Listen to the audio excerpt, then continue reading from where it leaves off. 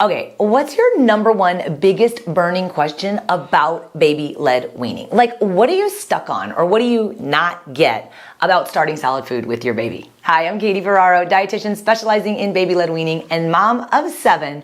And I remember when I was first trying to figure out baby-led weaning with my quadruplet babies, I was like, wait, what? You don't cut the foods up really small? Like they won't choke on bigger pieces of food? It made no sense, but stick with me, okay? In this video, I'm gonna answer that question as well as 9 other of the most asked questions that I get about baby-led weaning from parents and caregivers who are just like you and are just trying to figure out this whole baby-led weaning thing, and they wanna know how to do it safely. So these are all questions that parents ask inside my programs and courses, but I also teach a free online workshop each week called Baby-Led Weaning for Beginners. I do a Q&A at the end of that free training too, and you can sign up for my workshop at babyledweaning.co, or the link to register is also below this video. Be sure to hit like and subscribe. I drop 2 new videos here each week teaching you about how to do baby-led weaning safely. So let's get started with some of the most frequently asked questions I get from new parents about baby-led weaning. He's our only child, and so my child. So I'm like, I want to introduce everything, right? Like, okay, he liked avocado, but we're doing 5 new foods per week. How do you do it and not throw everything away? Great question, Leanna, because a lot of parents are like, this sounds cool, but it also seems like a lot of waste, but it's actually not. So a couple of tips. Put a splash mat underneath the high chair where your baby is eating. Make sure it's clean. When the baby drops the food, you can pick it up, recycle it, put it back up on the tray. Another thing is don't be shy about using leftovers or refrigerating or freezing extra portions. So I use a 3-section mat for baby-led weaning called the mini mat from Easy Peasy. I put 2 familiar foods from the previous days that the baby's already tried, and then I put 1 new food from that day on it, and your baby can start eating a variety of foods, but you have a bunch of leftovers that you can use for the next meal that day or tomorrow. It's the cool thing about babies, like they don't care if you offer them lamb for breakfast or sweet potatoes for dinner. They're pretty much gonna eat whatever you put out there, but do food prep and then do store those extra portions for future use so that you're not wasting them. We had a couple of gags. Okay. And of course I almost fainted, but he actually kind of regurgitated the food and he spit it out. So I was like, okay, so I think I just need to be more calm, but I just need that extra oomph and encouragement just to try the other foods. There's no higher risk of choking with baby-led weaning, just so you know, as long as the parents are educated about reducing choking risk. So I do have a choking prevention and response course that I co-teach with a speech language pathologist and a certified CPR instructor. And that might give you a little bit more peace of mind about like, okay, this is how babies learn how to swallow. And, you already mentioned the most important point is that your son, because he can sit up on his own and he's more than 6 months of age, he can recover from a gag on his own. You actually don't have to do anything. Some parents are like, I don't know what to do. But that's the answer. You don't do anything. You sit on your hands and you repeat to yourself, gagging is a good thing, because gagging is a natural and necessary part of learning how to eat. Your baby will gag and go right back to eating on his own. He doesn't need you to intervene.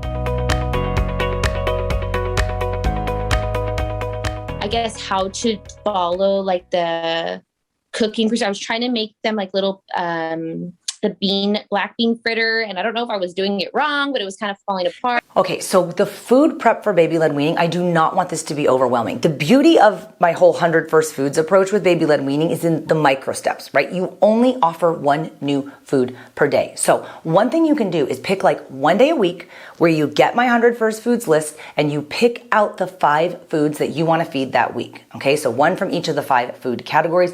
Make sure you have those food on hand. And then really, at least for the first 8 weeks, which is phase 1 of baby-led weaning in my programs, we don't get crazy. We don't do combination foods. We don't do recipes. You offer the single solitary foods, soft cooked strips of food about the size of your adult pinky finger. It's not very much quantity-wise, so you don't have to buy a whole bunch, but you can prep a few extra portions so that you have it so you can continue to reintroduce your baby to those foods. But most parents, they do all their food prep like on Sunday. They pick the foods, they buy it, they get it ready, and then you don't even have to think about it as you move throughout the week, but you're still trying 5 new foods a week.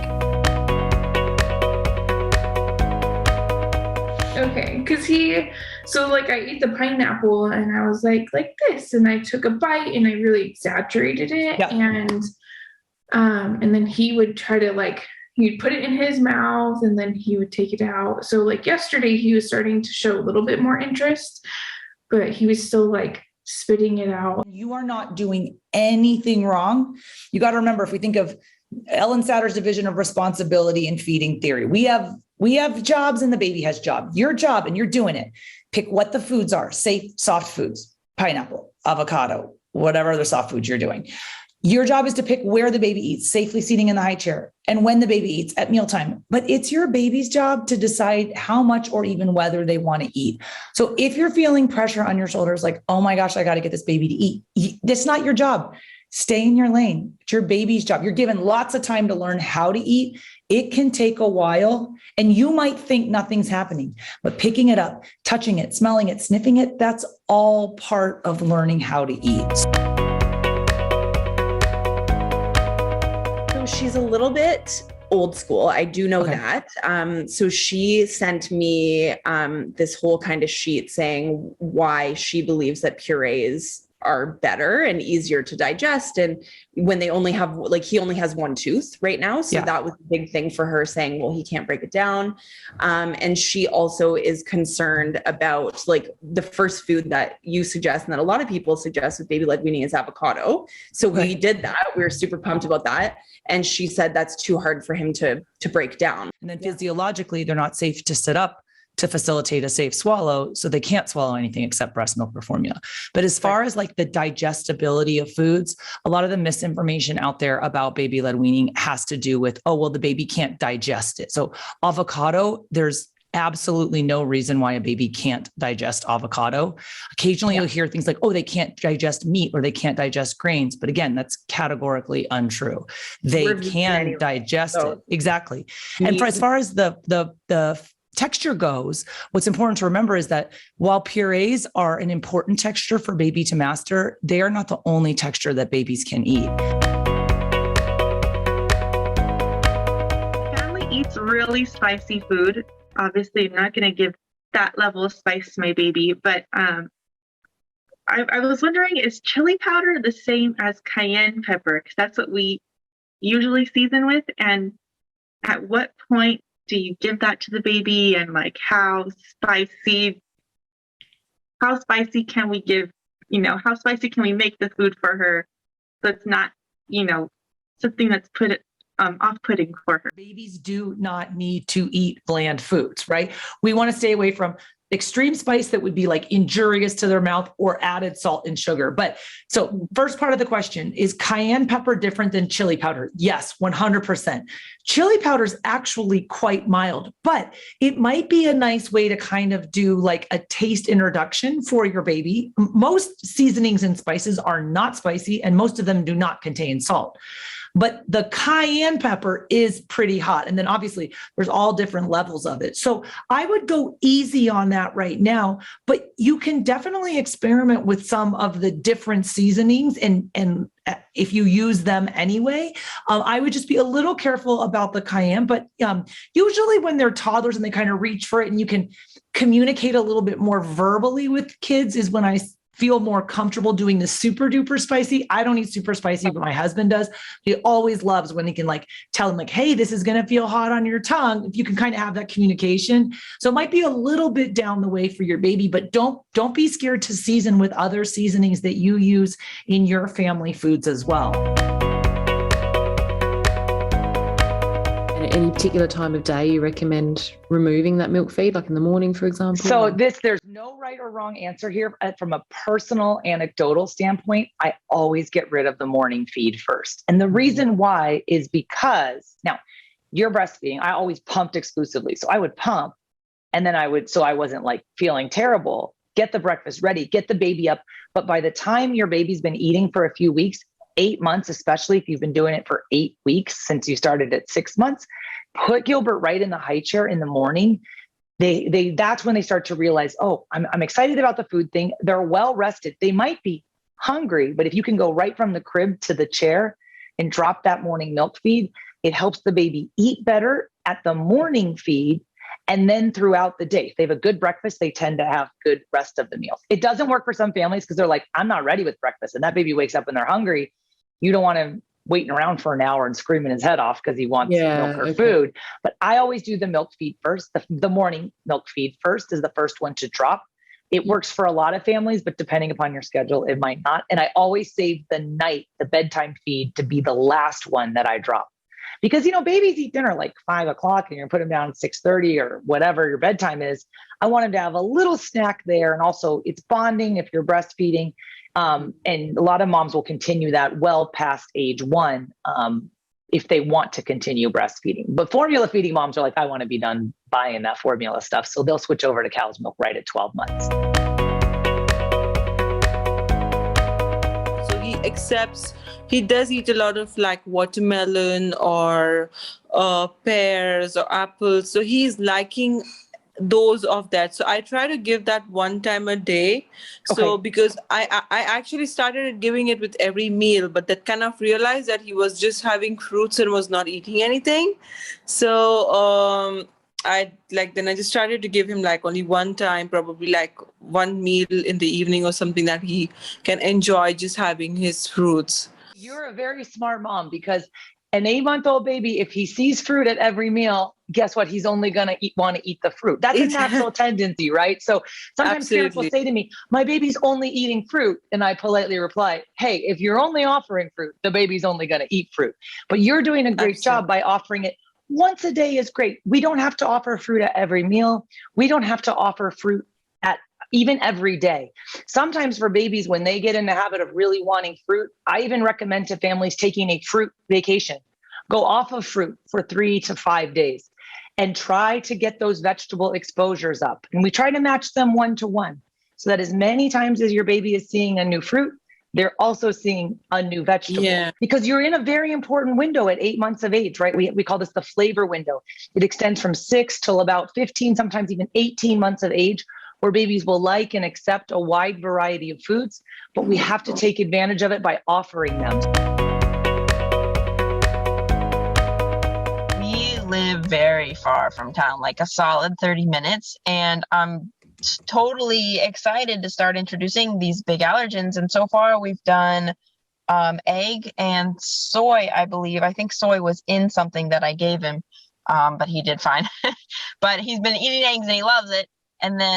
But my only problem is, do you think I should like take the hike, drive into town for the 30 minutes to give him these allergy things instead of like being at home and then having to call an ambulance and wait 20 minutes for it to get there? I'm nervous about it. So from what you've told me, what I know about you, your baby is not at high risk for food allergies. So no, you should not go to the emergency room. The guidance is for your situation to introduce these foods at home.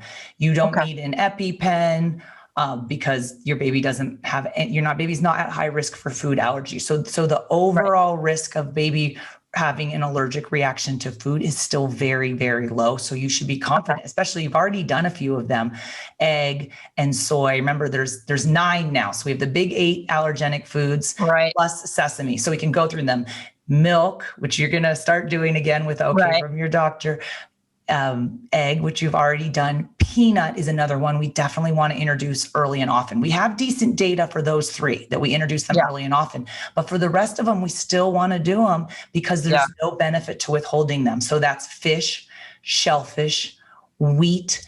We also soy, which you've already mentioned, and then let's see, I always have a list of them. Sesame is on there, and then tree nut in addition to peanut. So those are the big 8 plus sesame. I recommend doing 1 new allergenic food a week. I recommend doing 1 new food a day. But if your baby's going to have an allergic reaction to food, please remember it's going to occur within minutes and not longer than 2 hours after they ingest. It doesn't happen 3 to 5 days longer. You do not need to wait 3 to 5 days to introduce new food.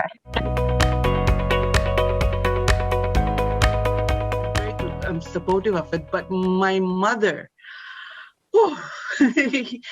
she said that I had 4 kids. I spoon feed all of you. I had those jar per jar. I did apples and, peaches and everything.